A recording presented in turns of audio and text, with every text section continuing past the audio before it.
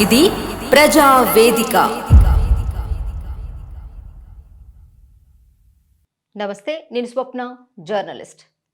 DPRO కార్యాలయం ఎవరి కోసం? అక్రిడేషన్ లేని జర్నలిస్టులకు నో ఎంట్రీనా? అయితే అక్రిడేషన్ లేని వాళ్ళకి ఎంతమందికి పాసులు ఇచ్చారు అనేది బయట పెట్టగలరా? యూట్యూబ్ జర్నలిజం నేరమా? ప్రజాస్వామ్యంలో 4వ స్తంభంగా గుర్తింపు పొందిన జర్నలిజం వ్యవస్థలో ఈరోజు అక్రిడేషన్ ఉందా లేదా అన్నదే జర్నలిస్టు అస్తిత్వంగా మారిందా? యూనివర్సిటీలో జర్నలిజం చదివి గతంలో ప్రభుత్వ అక్రిడేషన్ పొంది ప్రజా సమస్యలపై నిజాయితీగా పనిచేసిన ఒక జర్నలిస్టుకు ఈరోజు మేడారం సమ్మక్క సారలమ్మ జాతర కవరేజ్ కోసం 2 ప్రెస్ పాసుల కోసం కెమెరామ్యాన్ని పంపించి అడగడం నేరమైపోయిందా? డిపిఆర్ఓ వ్యవస్థకు కొన్ని సూటి ప్రశ్నలు. గతంలో అక్రిడేషన్ ఉన్న జర్నలిస్టులకు ప్రస్తుతం ప్రభుత్వం కొత్త అక్రిడేషన్ ఇవ్వని పరిస్థితిలో కవరేజ్ చేసే హక్కు లేదా? అక్రిడేషన్ లేని డ్రైవర్లకు, సంబంధం లేని వ్యక్తులకు పాసులు ఇస్తూ యూట్యూబ్ జర్నలిస్టులకు ఎందుకు వివక్ష? యూట్యూబ్ ఛానల్ అంటే జర్నలిజం కాదా? ప్రింట్, టీవీ మాత్రమే జర్నలిజమా? డిపిఆర్ఓ మీద గతంలో మహిళా జర్నలిస్ట్ని అవమానపరిచిన డిపిఆర్ఓ అని మేము వేసిన వార్త కారణంగానే ఈరోజు వ్యక్తిగత పగతో 5-6 సార్లు ఫోన్ చేసినా లిఫ్ట్ చేయకపోవడం. ఒకవేళ నిజంగానే డిపిఆర్ఓ మీటింగ్లో అంత బిజీగా ఉంటే నేను వార్త వేస్తా అనగానే అక్కడున్న వ్యక్తి డిపిఆర్ఓకి కాల్ చేయగానే నేను 5-6 సార్లు ఫోన్ చేసినా లిఫ్ట్ చేయని డిపిఆర్ఓ వెంటనే ఫోన్ లిఫ్ట్ చేసి ఎలా మాట్లాడారు? ఇది కక్ష సాధింపు కాదా? ఇది ఒక ప్రభుత్వ అధికారి ప్రవర్తననా? నేను నిన్న షార్ట్లో ఒక ఆడియో పెట్టాను, అది మళ్ళీ ఒక్కసారి వినిపిస్తాను, వినండి. సార్ ఒక్కసారి ఫోన్ సారే సార్, నేను కాదు సార్. సార్ ఫోన్ లిఫ్ట్ చేస్తారు ఒకసారి ఇవ్వండి. చెప్పండి, అయిపోతే వెళ్ళిపోతాయి కదా. నేను కాదు కదా సార్ అథెంటికేషన్. సార్ మన డిపిఆర్ సార్ లిఫ్ట్ చేయట్లేదు కదా సార్ కాల్. ఫోన్ లిఫ్ట్ చేస్తలేరు కదా మరి. మేడం చేయమనండి, మీరు కాదు. మేడమే చేసింది, లిఫ్ట్ చేస్తలేరు. మీతో ఒక నిమిషం మాట్లాడతా అంటే మళ్ళీ ఒకసారి సార్ కి ఒకసారి నేను మాట్లాడతాను. హలో హలో మేడం సార్, నమస్తే సార్. నేను నమస్తే స్వప్న మేడం. జర్నలిస్ట్. మేడం, సార్ కి కాల్ చేస్తుంటే కాల్ లిఫ్ట్ చేయట్లేదు సార్ అయూబ్ సార్. సార్ అంటే మీటింగ్ లో ఉన్నట్టుంది మేడం. అక్కడ జిహెచ్ఎంసీ మీటింగ్ నడుస్తా ఉంటే ఇక్కడ వరంగల్ కలెక్టర్ దగ్గర ఉంటారు సార్ మేడం సార్. అదే నేను అక్కడ కవరేజ్ చేయడానికి కోసం అని చెప్పేసి నాకు 2 పాస్లు కావాలి సార్. మా కెమెరామెన్ నుండి నాది కావాలి, సో అందుకోసమని పంపించిన నేను. ఒక్కసారి సారుకు చెప్తే సారు పర్మిషన్ ఇస్తూనే చేస్తున్నాం మేడం, అదే అందుకని. సార్ పర్మిషన్ అంటే మీరు అక్రిడేషన్ ఏదో అడిగిందంట సార్.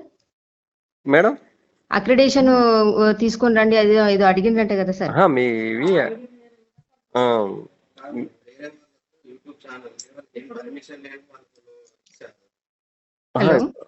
మేడం సార్తో ఒకసారి మాట్లాడి చూడండి, మాట్లాడితే సార్ చెప్తారు. నేను అనేది ఏంటంటే సార్, ఇవాళ ఒక రోజే కదా సార్ ఇచ్చేది, మీరు పాస్లు ఇచ్చేది. అవును మేడం.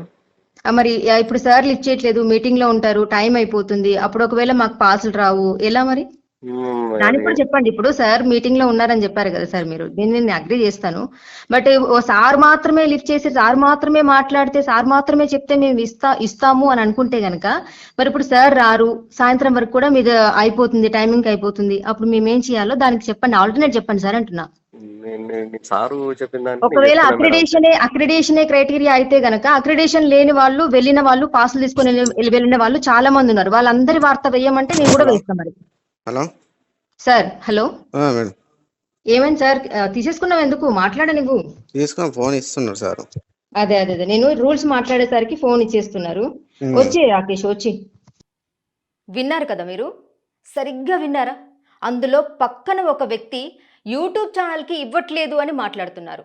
తర్వాత నేను మాట్లాడి పెట్టగానే అయూబ్ సార్కి కాల్ చేసి అక్కడ మళ్ళీ కెమెరామ్యాన్తో మాట్లాడారంట. అప్పుడు వాళ్ళిద్దరి మధ్యన జరిగిన సంభాషణ. ఏ ఛానల్ నీది? Zee news sir.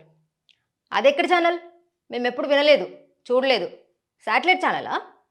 కాదు సార్, యూట్యూబ్ ఛానల్. యూట్యూబ్ ఛానల్కి ఎక్కడిస్తున్నారు అసలు యూట్యూబ్ ఛానల్కి ఎలా ఇస్తాం? సర్లే ఒకటి చెప్తా తీసుకో అంటూ మా కెమెరామ్యాన్తో మాట్లాడారంట. ఇది అవమానించడం కాదంటారా? సర్కార్ గౌరవానికి భంగం కాదా? అయినా మేము అడిగింది ప్రభుత్వం నిర్వహిస్తున్న జాతర కవరేజ్కి ప్రెస్ పాసుల డిపిఆర్ఓ సార్. మీ ఆస్తిపాస్తులు కాదు. స్వతహాగా యూట్యూబ్ పెట్టుకున్న వారిలో జర్నలిస్టులు లేరు అనుకుంటున్నారా? లేదంటే మీ దృష్టిలో 10,000, 20,000 పెట్టి అక్రిడేషన్ కొనుక్కుంటేనే జర్నలిస్ట్ అంటారా? లేదంటే కొందరు శాటిలైట్లో పనికిమాలిన వార్తల్ని వేస్తే అటువంటి వ్యక్తులనే నిజమైన పాత్రికేయులు అని పట్టం కడతారా?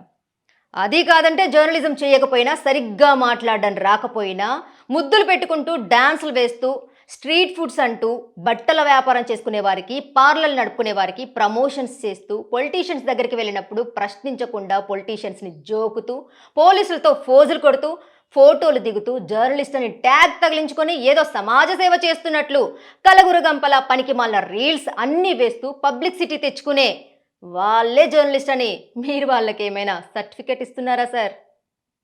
నేను మాట్లాడింది సరైంది అనుకుంటే గనక కామెంట్ రూపంలో మీ అభిప్రాయాన్ని తెలియజేయండి. చూస్తూనే ఉండండి జీ న్యూస్ గంగా ప్రవాహం. న్యాయం వైపు నిలబడే గలం గంగా ప్రవాహం. For latest updates subscribe to Zee news. ఇది ప్రజా వేదిక.